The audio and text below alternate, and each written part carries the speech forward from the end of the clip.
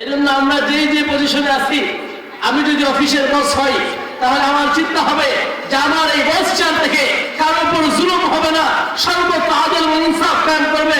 আমি যদি একজন পরিবারের কর্তা হই, পরিবারের অভিভাবক হই, আমাকে চিন্তা করতে হবে অভিভাবক হিসাবে পুরো পরিবারের ভিতরে আমাকে ইনসাফ কায়েম করতে হবে। আমি যদি পঞ্চায়েতের মুরব্বী হই, আমাকে চিন্তা করতে হবে এই পঞ্চায়েতের ভিতরে বিচার ব্যবস্থায় যেন কোনো অন্যায়কে ন্যায় এবং ন্যায়কে অন্যায় বানানো না হয়।